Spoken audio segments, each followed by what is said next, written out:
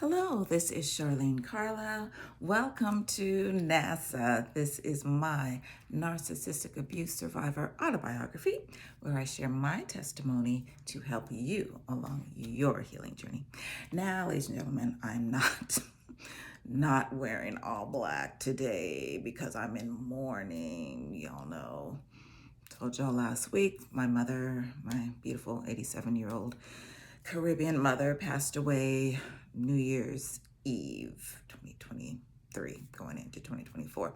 But this is not why I'm wearing black, because literally the Lord has turned for me my mourning into dancing. He has put off my sackcloth and girded me with gladness, okay? I'm wearing all black because this color also means strength, right? And I think I told y'all last week, the Lord has given me supernatural strength to deal with this, okay? Yeah, I know I mentioned that I minister and dance, okay? So been to a lot of Christian dance conferences, and we've discussed the different colors, because you don't just put on any old garment, any old color, any old whatever, and go out there and try to minister to the Lord and dance, right? So you need to know what the colors mean and what this means and what this song means and what, you know what I mean? So I learned black also means strength. It doesn't just mean, evil and darkness and sadness and mourning and grief and all that good stuff, right? Okay, so wearing black because joy of the Lord is my strength, okay? So, but today we're going to be talking about the difference between being content and having contempt, right? Because in a few weeks, I'm going to have to, deal with, remember I talked about those blood relatives, and it's so sad. Stuff is already happening and being said or not being said, and I'm just like, wow, like somebody has passed away. Can we just bring it down a notch? The toxicity, okay, the foolishness, that can we all just get along? Okay. Anyways, so I have to learn to be content. I can't walk around having contempt for this person and contempt for that person. And I'm so mad that they did this and that they didn't do this and that they said this and that they didn't say that. And then I'm thinking back to when my father passed away. So now I'm really mad because I remember when Papa. We don't have time for that. Oh my goodness. I'm on social media. I'm an entrepreneur. I have a small business. And oh my goodness, why do I keep saying, oh, mom just passed away, son's on life support, grandma just passed away? And I'm just like, somebody give me some good news. Somebody tell me they just had a baby. Somebody tell me they just got married. So life, again, it may seem long, but it's really not. So we have to be content with what we have, with what we own. We can't just walk around and be in contempt and just be mad and be unforgiving. And I'm never going to forgive this person for this. And I'm never going to forget this. And I'm never going to. Come on, people. I taught my grandkids a song. Not really a kid's song. But I taught them a little bit of the chorus of, let's chill. Okay, let's settle down. Let's chill out, chillax. Okay, so thinking of me and my sibling. So I was in my 1-year Bible, praise the Lord, my chronological 1-year Bible, which is even better for me. I love it. And in Genesis chapter 33. Talking about Jacob and Esau. So I'm going to tell you the backstory, then I'll read the scripture that we're focusing on today, talking about being content instead of having contempt. So y'all know, again, sibling rivalry. Since the beginning beginning of time. Remember, first murder was a brother killing his brother. Okay, it's just life. That's why people, oh, well, you gotta talk to your sister, and you gotta talk to your brother, and you gotta talk to your father, and some family members you can't. I also read a post from a psychologist, okay? And she was like, okay, even though they're your relatives, that doesn't mean you should not have boundaries. That doesn't mean you don't need boundaries. Sometimes you need boundaries. Like family is like the main group of people that you need boundaries for, okay? So Jacob and Esau, now these dudes, they had been fighting since they were in the womb. Y'all remember that? Okay. Isaac and Rebecca, okay? Again, Rebecca was one of those chicks that like, why have I been barren for 1,000 years? Can I get some kids, please? And then when she does, all of a sudden the kids are like fighting in her womb. How many of you guys, ladies, you've had more than one child in your womb at a time? Twins, triplets, anything like that. Can you imagine you feeling that they're fighting, knowing that they're fighting? There's more scriptures, more stories about twins in the womb fighting. And this one came out first. Oh wait, how did this one get out first? That like crazy stuff, right? So Rebecca already knew because God told her, gotta have a relationship with Jesus. Okay, so he can tell you stuff, all right? So God already told her, oh yeah, just FYI, you got two warring nations in your womb, okay? So they're gonna be against each other, and just like Joseph's situation, the younger brother is gonna, rule over the older brother and all that good stuff. Even just like with Isaac and Ishmael, right? They're still fighting today, aren't they, people? Which is sad. Okay. Also, we are family. Okay. Can we be content instead of having contempt for each other? Okay. So they've been fighting since the womb. Then, Jacob is the trickster, right? That's what his name means. So he tricked Esau out of his birthright. Of course, again, people really just gave away stuff for food. Like, hey, Rachel told Leah, here's you want some of my, well, Leah's like, oh, you want some of my son's mandrakes, huh, little sis who stole my husband? Well, then I get to sleep with him tonight. How about that if you're so hungry? Esau sold his birthright because of food. Like, are y'all that hungry? Anyways, so, again, that was a daddy's boy, mama's boy.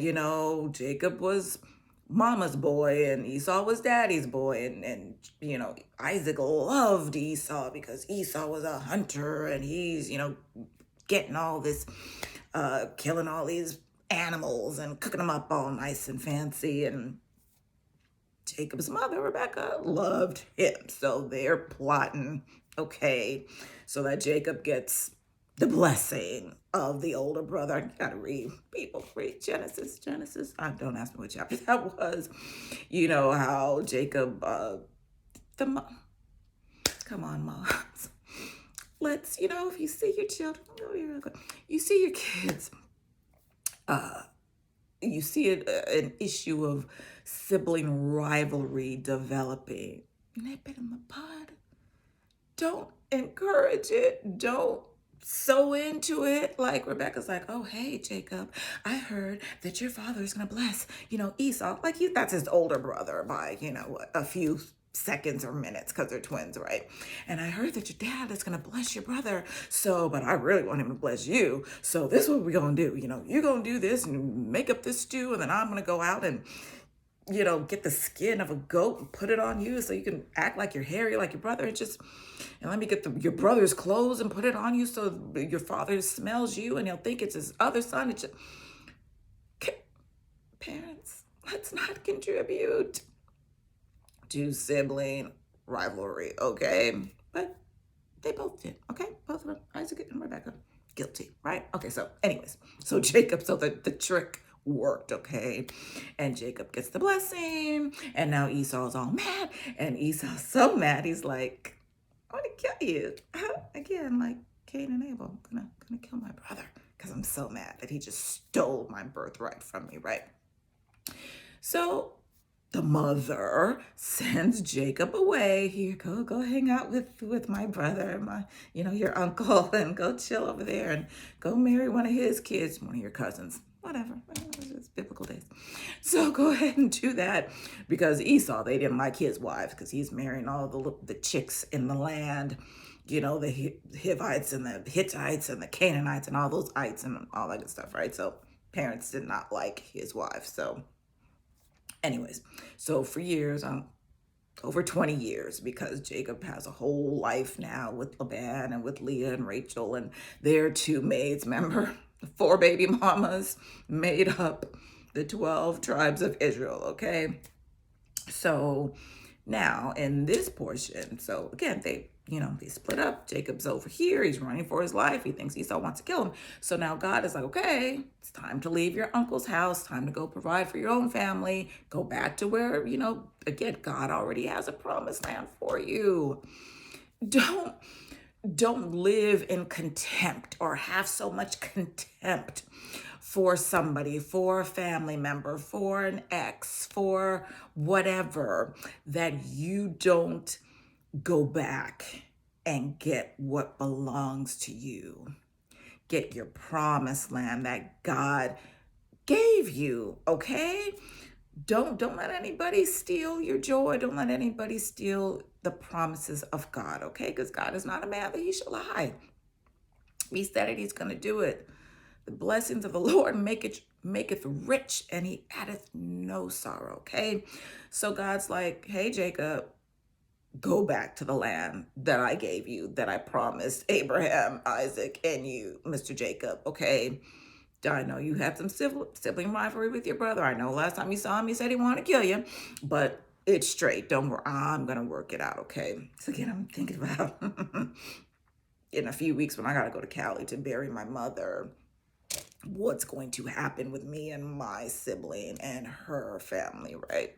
So now we are at the part where they meet up. Okay, so Jacob is so scared. He's like, let me split up my camp, okay? Let me send some herds, over here. Let me separate the women and the children over here. And, if he attacks the first people, at least these second people can escape. And let me give him a present. And let me give him, 1,000 cows and 1,000,000 sheep and blah, blah, blah. And hopefully that'll, make him content with me and get rid of any contempt he may have in his heart.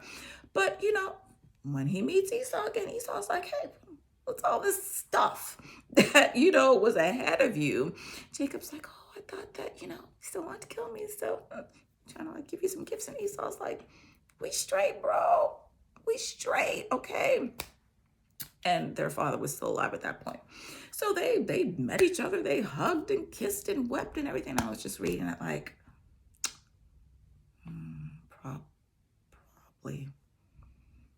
probably won't have a meeting like that with my sibling. Not speaking anything negative, just I'm going to be content either way. If we hug, we hug. If we don't, we don't. Again, I'm not, and it's this all sad stuff, people. Sad, but I'm not going to lose anything if we don't ever talk again, because we don't have a relationship, and we haven't. And again, for 50 years, we have not ever had a healthy relationship. So yeah, I was like, probably not gonna kiss and weep and hug like that, but whatever. If we do, praise God. If we don't, praise God. I will bless the Lord at all times. His praises shall continually be in my mouth. All right, so they meet up. Everything's cool. We cool. Okay. So I'm in chapter 33 of the book of Genesis. I'm just going to read verses 10 through 11. So this is kind of funny exchange between Jacob and Esau. And Jacob's like, here, take this stuff. And Esau's like, I got my own stuff. He's like, no, take it. Esau's like, no, I got my own. Anyway, so he went back and forth for a while. So this is Jacob, verse 10. And Jacob said, nay, I pray thee, if I have found grace in thy sight, then receive my present at my hand. For therefore I have seen thy face, as though I had seen the face of God, and thou wast pleased with me. Content, not content, not contempt. Okay. Jacob said, take, I pray thee, my blessing that is brought to thee, because God had dealt graciously with me, and because I have enough. And he urged him, and he took it. Okay, that was verses 10 and 11. Okay, so God has been gracious to Jacob. Okay, he's wealthy now. Esau got his own stuff too. So they're both content. And there's not any contempt. Okay? Jacob was afraid that there would be. He was nervous about that. That's why he's like, here, take it, here, take it. Esau's like, dude, I'm rich.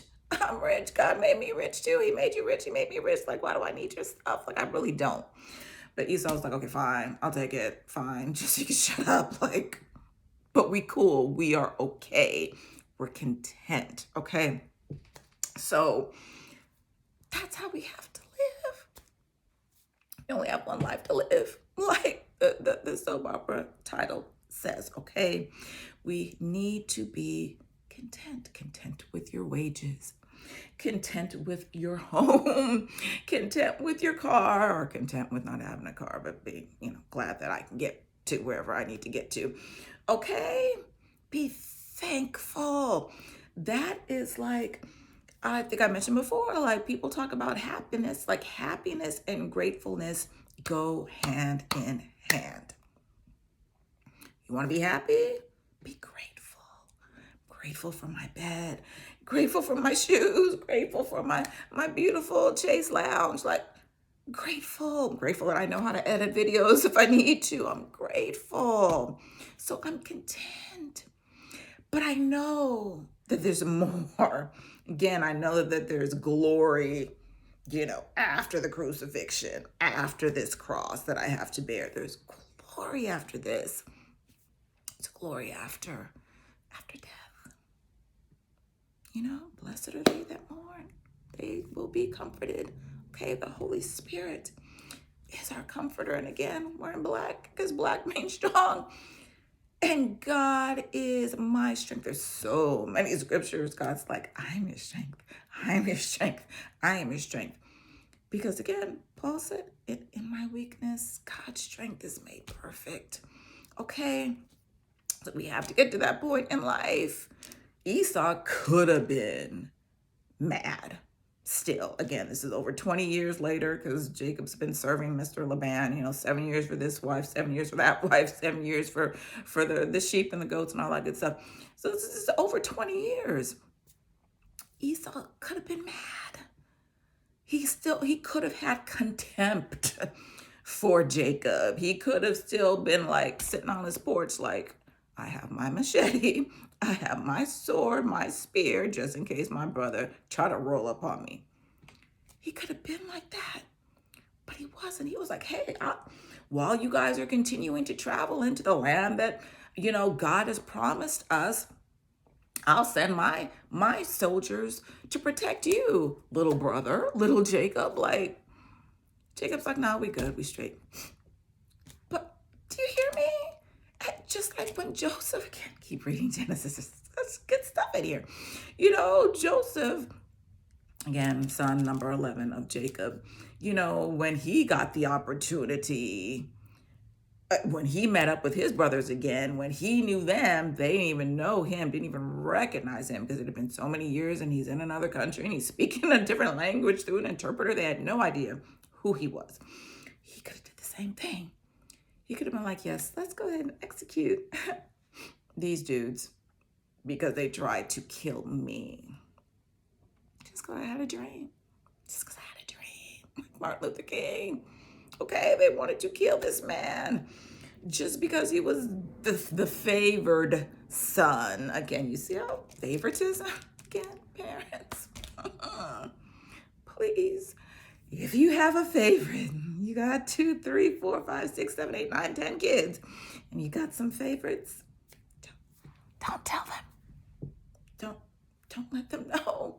Please, again, do not contribute to sibling rivalry, okay? Like, Jacob kind of contributed to that sibling rivalry with, at that point it was like, 10 brothers against little old Joseph, and Joseph is clearly favored because, hey, this is the son of my old age, and this is the son of the wife that I really love, not these other 3 baby mamas. This is a wife I really love.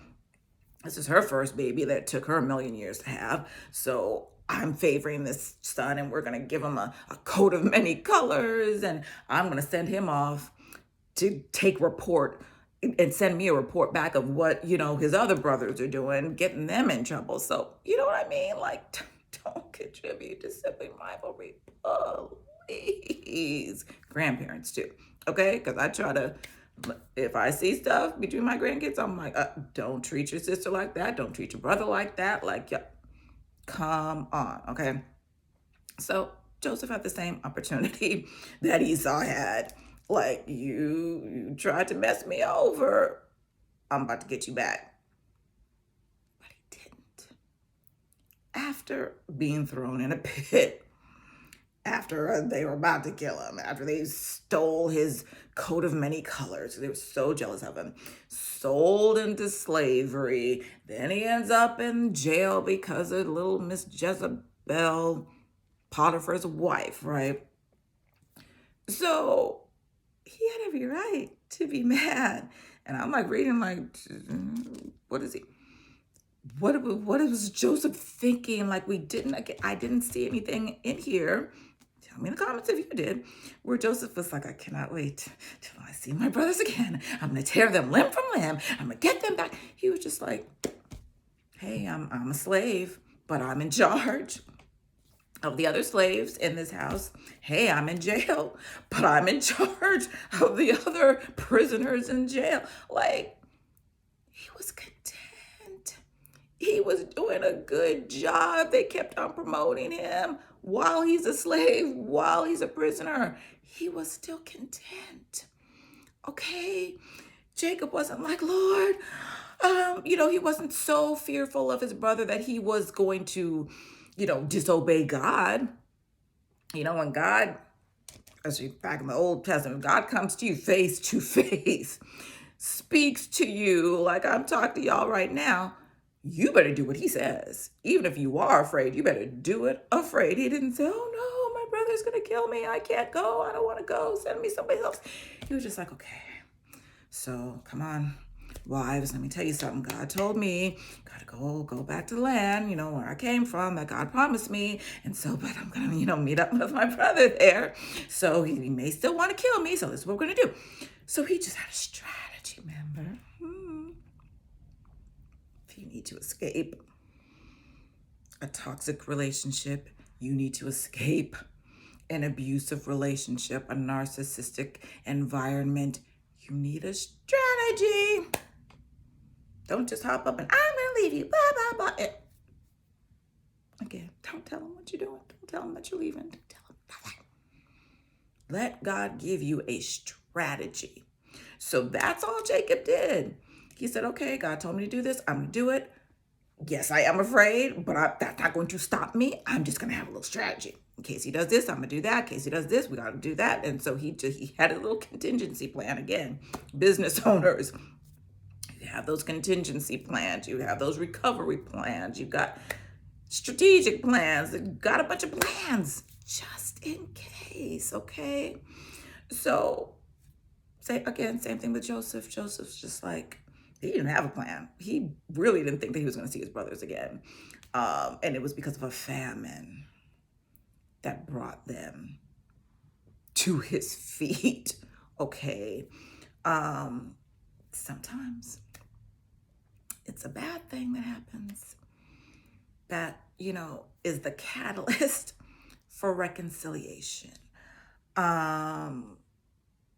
I think that this is a This situation for me and my family is oh, well, maybe this is God. It's going to restore you and your sister. But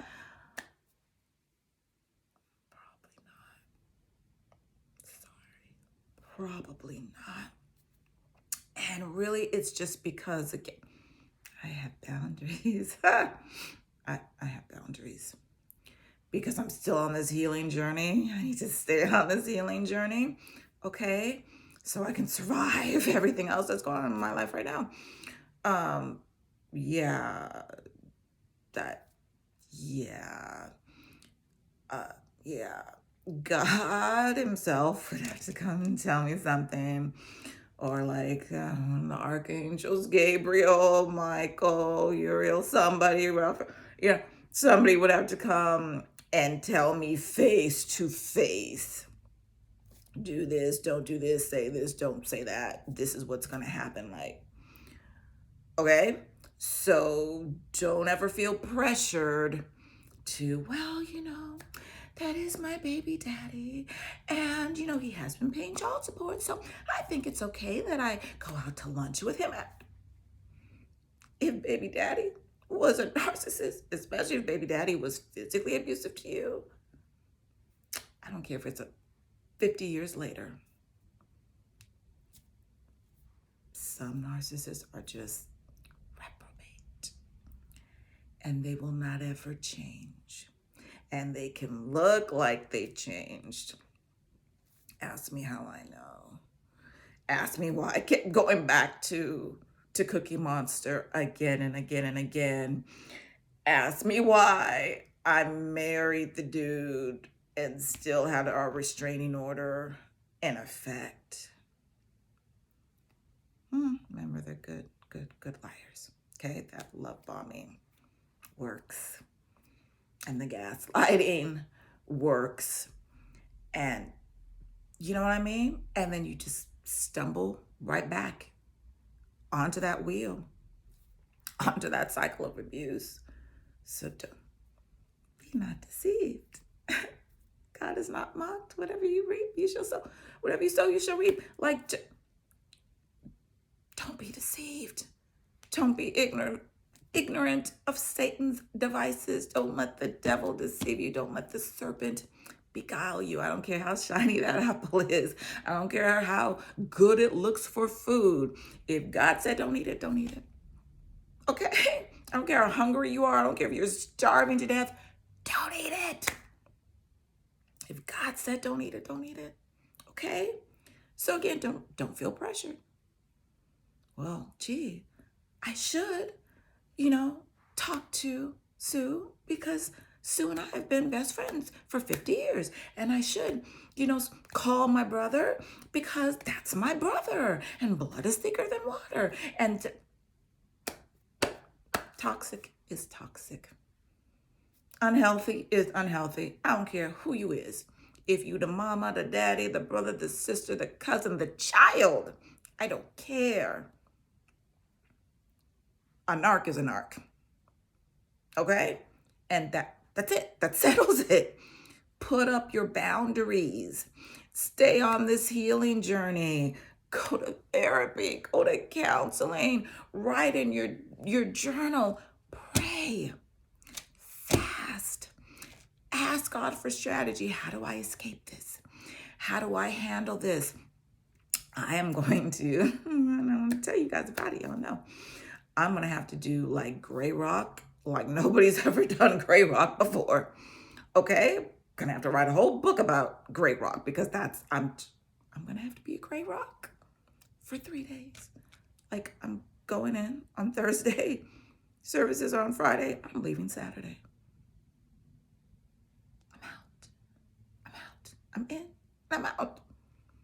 I don't need to stay around to chat and let's talk and let's go to lunch and let's see if we can. I'm going to say goodbye to my mother. I'm coming right back. Because guess what? This is my promised land. This is where God sent me. How many years ago? Lord have mercy. Almost 30 years ago. Well, to the East Coast. Almost 30 years ago. And in Florida. since 2003. Yes, 2003. I've been in Florida. Okay, so I'm not going back to, oh, well, maybe I should go back to Cali and like LL Cool J and, just, start my life over there. And that's not my promised land. And literally, when I was there for those 5 months, I felt like there was like this dark black cloud of, it felt like death to me. I felt like I would have died physically or emotionally, probably financially too, because it's so expensive out there, right? But there was a dark cloud over my head the whole time I was there, and it just wasn't home. It hasn't been home since I was 21.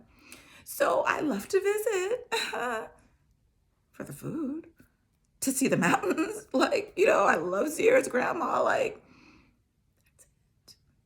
that's it.